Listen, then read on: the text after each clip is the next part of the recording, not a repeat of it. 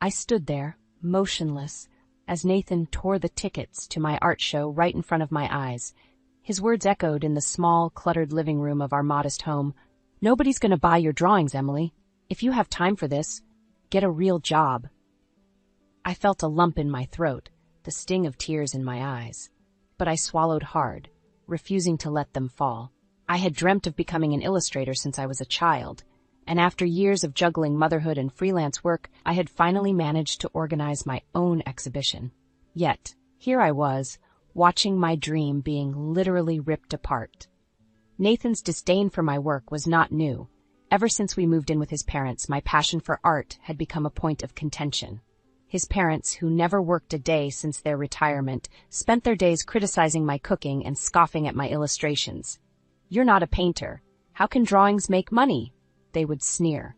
No matter how often I explained that my art was not just a hobby, but a source of income, they refused to understand. I looked at the torn pieces of the ticket on the floor and felt a surge of determination. This was not just about my art.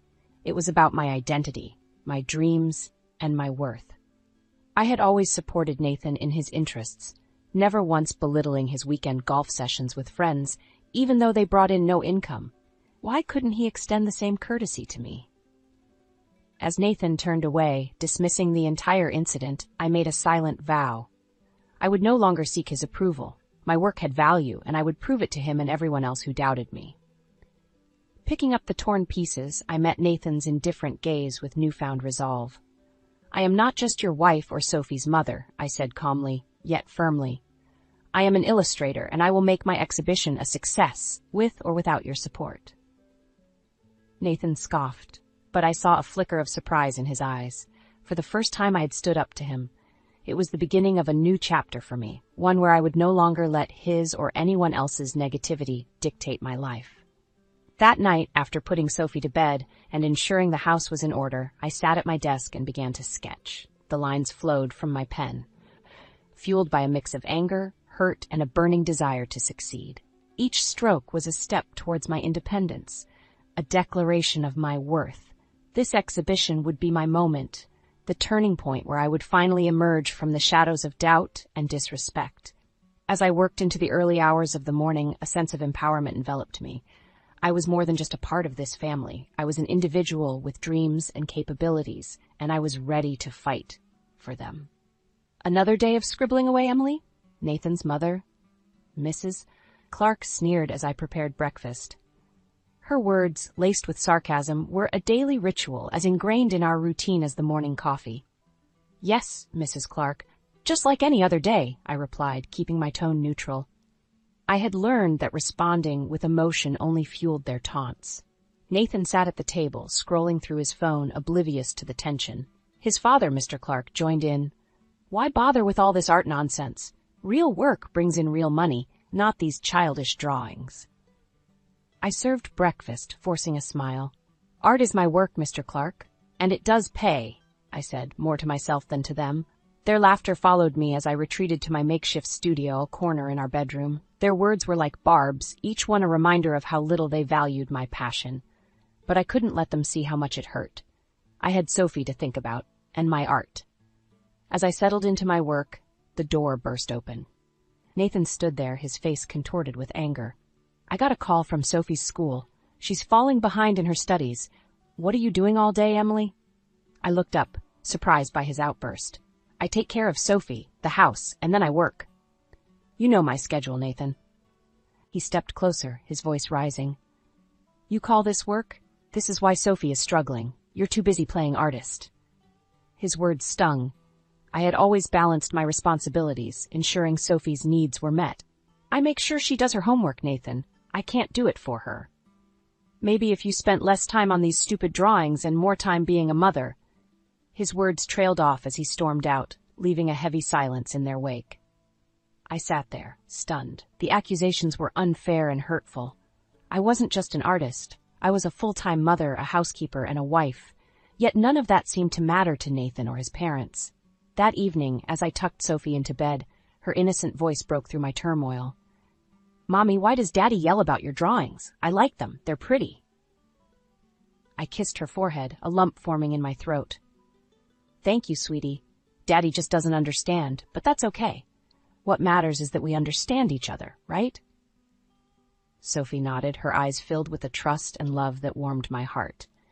It was in that moment, looking at my daughter's innocent face, that I realized I had to make a change. I couldn't let Nathan's ignorance and his parents' disdain shape our lives any longer. I had to stand up for myself and for Sophie. The next morning, I made a decision. I would go through with the exhibition, no matter what they said. I would show them that my art was not just a hobby, but my lifeline, my expression, and my contribution to the world. And maybe, just maybe, I would find a way out of this suffocating environment for Sophie and myself. The day I received the invitation for the solo exhibition was a ray of light in my otherwise dreary routine. I remember staring at the email on my laptop, my heart pounding with excitement and disbelief. This was it, my chance to shine, to prove my worth beyond the confines of these judgmental walls. However, my elation was short-lived. As I shared the news at dinner, hoping for a sliver of support, the reaction was anything but encouraging. A solo exhibition? Who would be interested in that? Nathan scoffed, his voice dripping with disdain. His parents chimed in with their own barbs. Don't get your hopes up, dear. These things are often more about who you know than actual talent, Mrs. Clark said, her words sharp as knives. I clenched my jaw, fighting back the hurt. It's a big opportunity for me. People do appreciate my work, I said, trying to keep my voice steady. Nathan laughed, a harsh, mocking sound. Appreciate? Emily, let's be realistic. You're a stay-at-home mom who doodles. This isn't a career, it's a pastime at best. The dinner table became my battlefield, each word from Nathan a bullet I dodged or absorbed. I excused myself early, retreating to my studio corner with a heavy heart. Their words echoed in my mind, but I couldn't let them win. Not this time. I worked tirelessly for weeks, often staying up late to complete my pieces for the exhibition. Each brushstroke was a silent rebellion against Nathan's cruel words, a testament to my dedication and talent. One evening, as I put the finishing touches on a painting, Nathan barged into the room. Are you still up doing this? You're neglecting your duties, Emily. The house is a mess, and Sophie's been watching TV for hours. I stood up, my patience finally wearing thin. My art is important, Nathan. It's not just a duty I can neglect, and I've taken care of everything else. Can't you see I'm trying to build something for myself here? He snorted. Build what? A fantasy? You think these paintings will change our lives? Grow up, Emily. You're living in a dream world. I looked at him, the man I had married, now a stranger fueled by contempt. Maybe I am in a dream world, Nathan, but it's better than living in a world where I'm not respected or valued. I will go ahead with this exhibition, with or without your support. Turning my back to him, I continued my work, each brushstroke a declaration of my independence, a step away from his demeaning grasp. As the days passed, my resolve only strengthened. The exhibition was not just about showcasing my art. It was about reclaiming my self-worth and dignity. It was about showing Sophie that dreams are worth fighting for, no matter the opposition. And so, with a mix of fear and excitement, I prepared for the exhibition day, ready to step into the light, leaving the shadows of doubt and disrespect far behind. The day of the exhibition neared, and a knot of anxiety tightened in my stomach. I knew it was more than just about displaying my art. It was a statement, a challenge against the disdainful environment I had been living in. One evening, as we sat in the dimly lit living room, I mustered the courage to invite Nathan. The exhibition is next week, I began hesitantly. I was wondering if you'd like to come. He didn't look up from the TV. Can't. Got plans with the guys. I felt a familiar sting, but persisted. It's important to me, Nathan. I've put a lot of effort into this. Finally, he turned, his eyes cold. Why do you keep going on about this, Emily? It's just a little show. It's not like it's going to change anything. I held the invitation out to him, a futile gesture of hope. It's not just a little show to me. It's my work, my passion. With a swift, careless motion, Nathan grabbed the invitation and tore it in half. This is what I think of your little hobby, he sneered. The pieces fluttered to the ground, a symbol of my shattered efforts. I stood there, frozen, as he turned back to his show, dismissing my dreams as if they were nothing. Tears blurred my vision as I picked up the remnants of the invitation. His words echoed in my ears, a cruel reminder of the lack of respect I had been enduring. But amidst the hurt and humiliation, a fierce determination took root within me. I was done seeking validation from a man who couldn't see beyond his own ego. I glanced at Sophie, who had witnessed the whole scene from the doorway. Her eyes were wide, filled with confusion and sadness. At that moment, I knew I had to set an example for her. I couldn't let her grow up thinking it was acceptable for her dreams to be trampled upon like this. The next morning, I made a decision. I would leave Nathan, not immediately, but soon. I would plan it carefully, for Sophie's sake and mine. This exhibition would be my stepping stone, a way to prove to myself that I could stand on my own. The days leading up to the exhibition were a blur of preparation and quiet planning. I was a woman on a mission, no longer the timid, acquiescent wife and daughter-in-law. I reached out to friends, seeking support and advice. I opened a separate bank account, a small but significant step towards financial independence. On the day of the exhibition, as I stood among my paintings, surrounded by appreciative onlookers, I felt a sense of accomplishment like never before. My art was being seen, appreciated. It was a validation that Nathan and his parents could never understand. As people inquired about my work, expressing interest and admiration, I felt my confidence soar. Each compliment, each interested glance at my paintings, was a vindication of my talent and hard work. I sold my first piece that day, a moment that marked the beginning of a new chapter in my life.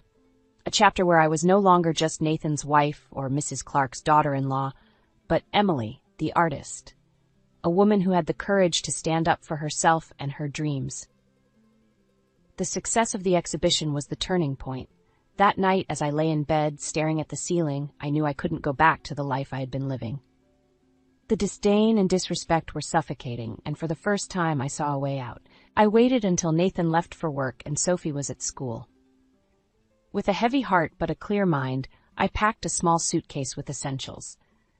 I took a deep breath as I looked around the room, a mix of relief and sorrow washing over me. This was the end of one chapter and the beginning of another. I left a note on the kitchen table, not wanting to confront Nathan or his parents directly. I knew they wouldn't understand, nor did I expect them to. The note was brief. I need some time and space. Sophie and I will be staying with my parents for a while. I picked Sophie up from school that day, her smile a balm to my anxious heart. We're going on a little trip to Grandma and Grandpa's, I told her. She was excited, unaware of the weight of our journey. At my parents' house, I finally felt a sense of peace. They welcomed us with open arms, no questions asked. They saw the tiredness in my eyes and the determination in my posture. You always have a home here, Emily, my mother said, hugging me tightly. In the safety of my childhood home, I explained to Sophie why we were there. Mommy needs some time to work on her paintings, and we need a little break from Daddy, I said gently. Sophie, wise beyond her years, looked up at me with her big eyes. Is it because Daddy doesn't like your drawings? Her question stung, but I nodded. Sometimes people don't understand the things we love, sweetheart, but that doesn't mean we should stop loving them. The days turned into weeks. I spent my time working on new illustrations and planning our future. The quiet and support of my parents' home were a stark contrast to the constant criticism I had faced in Nathan's house. One afternoon, I received a call from Nathan.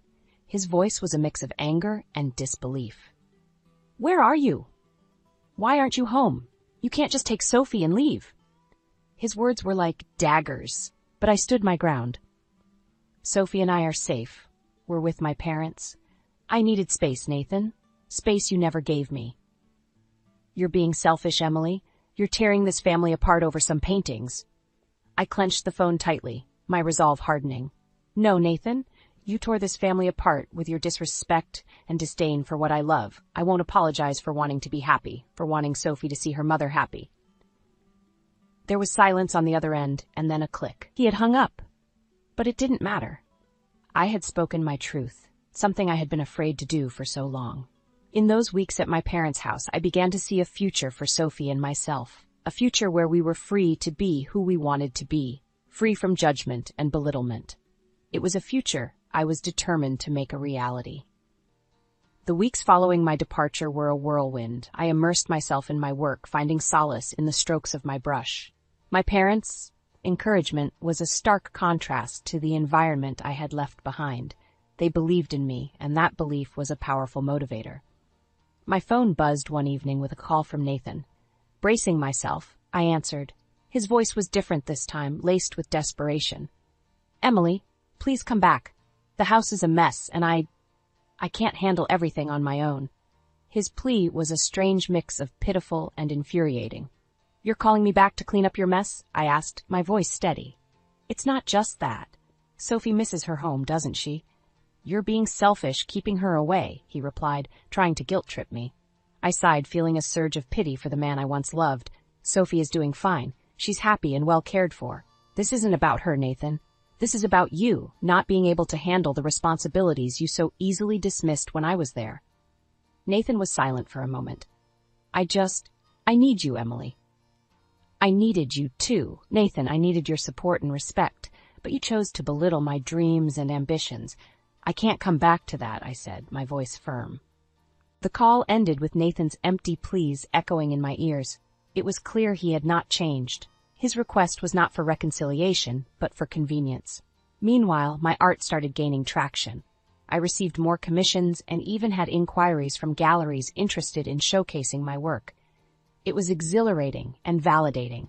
My hard work was paying off, not just in terms of recognition, but also financially. One day, as I was working on a new piece, Sophie came to me with a drawing. "Look, Mommy, I made this for you." Her drawing, a colorful depiction of us holding hands, was a stark reminder of why I had made the decision to leave. "It's beautiful, sweetheart. Just like you," I told her, hugging her tightly. My success was a bittersweet reminder of the life I had left behind.